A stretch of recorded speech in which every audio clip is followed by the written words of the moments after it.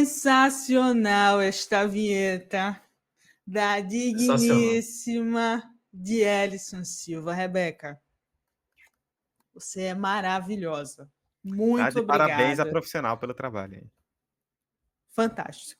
Fantástico, fantástico. E estreamos aqui Pegada de Ar. É o nosso momento de irritação. Se você não conhece essa expressão aqui no Nordeste, a gente fala que quando a gente fica irritado, a gente pega A. Eu peguei A com X coisa. Peguei A com muita coisa no futebol essa semana. Mas eu vou deixar meus amigos falarem primeiro. Quem gostaria de começar com sua pegada de A? Eu vou começar, justamente que na outra Vai, o Ellison Du. começou. Tu Por quer mais as que aspas?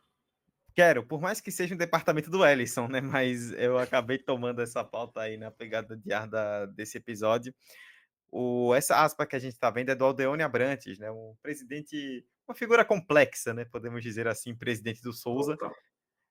que enfrentou o Santa Cruz no último final de semana.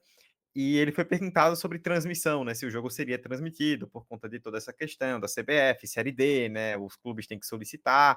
E aí o Aldeone disse o seguinte: não haverá transmissão. O Souza não vai arriscar. Nós não conseguimos autorização. A CBF está com muitos dos seus departamentos desativados. Então, quem quiser assistir Souza e Santa Cruz terá que vir ao Marizão às 4h30 de domingo. Ele até complementou depois, né? Eu só coloquei essa parte, porque ele também foi perguntado sobre uma possibilidade de mudança de data. E aí ele falou que ele queria a mudança de data do domingo para o sábado, mas a CBF estava com o departamento de competições fechado, e aí teria que haver uma concordância com o Santa Cruz, e Santa Cruz não concordou. E sobre essa questão das transmissões, vamos combinar, Miguel, né? Porque se realmente tivesse um departamento de competições fechado, sem liberar autorização, ninguém transmitiria jogo. E vários jogos foram transmitidos. Então, de duas, uma. Ou perdeu o prazo e não quis chamar a culpa para ele mesmo, ou queria só fazer com que vendessem mais ingressos, porque é uma torcida grande, né, do Santa Cruz. E aí a minha crítica vai justamente isso, assim, um pensamento pequeno, né? Porque no ano do Senhor de 2025, com tecnologia, com tanta coisa, com tudo que se tem disponível, você privar a transmissão dessa forma, parece aquele pensamento antigo de anos 80, de que não podemos transmitir futebol internacional na TV porque vai tirar o público do Campeonato Brasileiro, do estádio. Tipo, isso era 40 anos. E aí você tanto tempo depois, ainda mais, considerando que a gente é um jogo pesado da Série D, né? O Souza pode não ser, assim, pensar a nível histórico na competição, um time pesado, mas é um time que nos últimos anos tem tido um protagonismo enorme a nível nacional, contra o Santa Cruz, que nem preciso dar mais detalhes. Então era um jogo muito visado. E eu vi diversos amigos meus, por exemplo, torcedores de Santa Cruz que eu conheço, caçando o link de Instagram, buscando o link de rádio, porque não tinha transmissão. Então, achei uma baita bola fora, e essa justificativa de que não conseguimos autorização porque a CBF não estava funcionando e todos os outros conseguiram como? Clandestinamente? Não cola, né? Não cola. É isso. Pegou A, hein, boy? Justo. Justíssimo. Antes de tu falar, Ellison, vou trazer minha pegada de ar aqui, porque é o seguinte: jogo do CRB contra o Santos foi lindo. Assim, a torcida lutou o Rei Pelé, foi uma movimentação muito bonita para levar o time para frente. Matheus Albino, incrível, o melhor jogador em campo. Mas não dá para em 2025 a gente achar que o grito de guerra para irritar Neymar tem que ser um grito homofóbico, gente. Pô, não dá. Não dá. Isso não dá para um estádio inteiro achar bonito, fazer piada e tratar Neymar como se ele fosse um homem homossexual e como se isso fosse um xingamento. Então, assim, estamos em 2025, a gente tem muitos problemas no Brasil, a gente tem muitos problemas no mundo, e um desses grandes problemas é a LGBTfobia. E isso não é mimimi, tá? Isso não é mimimi de nenhuma maneira, isso é uma questão de existência. As pessoas querem existir nos espaços. Eu quero conseguir ir no estádio de futebol se eu quiser ir para um estádio de futebol. E não sentir que eu não posso existir naquele espaço como todas as outras pessoas que estão lá. Então, se você induz que uma torcida inteira seja homofóbica, você está achando que não tem pessoas homossexuais ali que torcem para aquele time, que vão se sentir desconfortáveis e que, principalmente, que vão sentir medo de estar naquele espaço. Porque se as pessoas estão gritando desse jeito para um adversário, o que elas podem fazer se, tipo, sei lá, se o time perde? O que acontece? Que violência é essa? Existe uma violência simbólica de você fazer, de você estar usando essas palavras, e existe a violência física mesmo que pode acontecer. A gente sabe que o futebol é um espaço muito machista. Então, por ser um ambiente muito machista e de trazer todos os problemas da sociedade, porque o futebol é para a sociedade, então traz todos os problemas da sociedade, ele acha que a liberdade que a pessoa tem que ter dentro do palco do futebol ali, dentro de estar assistindo, ela tem que ser completamente, não sei, ela tem que ser, não tem que ter limites. Mas a única coisa que eu peço aqui, encarecidamente, é que as pessoas lembrem que homofobia é crime. E que não é piadinha, e que estamos em 2025. As coisas precisam evoluir e o pensamento também da torcida precisa evoluir. Então isso me fez pegar um ar. Nossa Senhora. E o Ramon Abateabel, inclusive, ele relatou em súmula os cantos que foram proferidos pela torcida do CRB, né? Se alguém do STJD resolver colocar em pauta, o clube pode, inclusive, ser punido, né? Então, além de... Tem muita gente idiota que vai falar que é mimimi, mas isso é passível de punição, inclusive esportiva. Então, é algo que não pode acontecer, de fato, além de toda a questão humanitária, mas gera também punição esportiva e o CRB pode ser punido por isso, caso o STJD queira levar o assunto adiante. E aí eu vou passar para eu tenho duas pegadas de ar. Eu sigo bem irritado desde a semana passada. Primeiro, por conta das questões de arbitragem.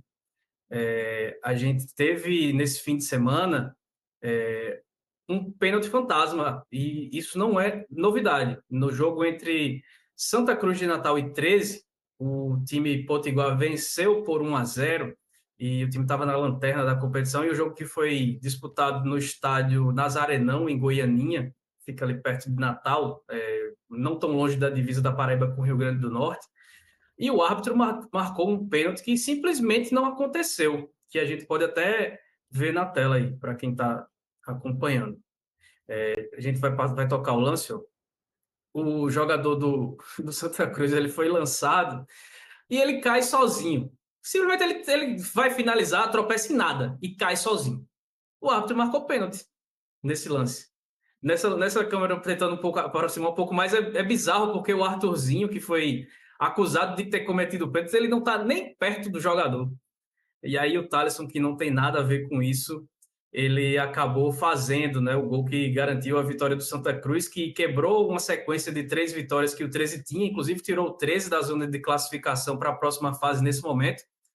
Mas é uma arbitragem que é muito ruim e não é novidade, não só no Brasil, né? A gente tem visto muita repercussão de arbitragens ruins na Série A, na Libertadores, etc. É o problema de arbitragem brasileira, só que na Série D isso acaba se escondendo. E esse pênalti fantasma que aconteceu fica realmente por isso mesmo.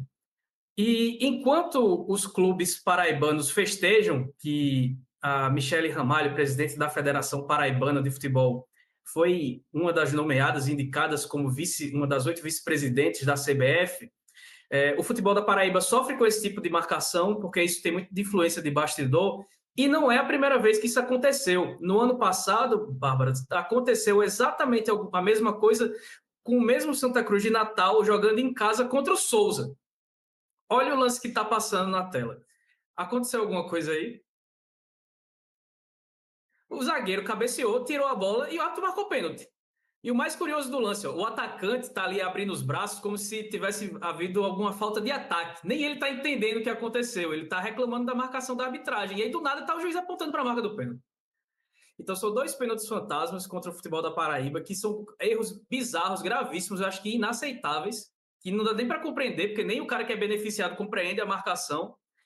E a presidente da Federação Paraibana de Futebol, muito festejada pelos clubes que sofrem esse tipo de marcação, estão comemorando a sua indicação como presidente da CBF, como se isso fosse um avanço do futebol da Paraíba, o que obviamente não é, né? A gente vê o futebol da Paraíba caindo pelas tabelas desde o mágico ano de 2013, quando o Botafogo foi campeão da Série D e o Campinense foi campeão da Copa do Nordeste, mas é sempre bom fazer esse parêntese, que era uma Copa do Nordeste ainda que não tinha o peso que tem hoje, que vários times jogavam com suas equipes principais, mas sem o peso que tem hoje em dia.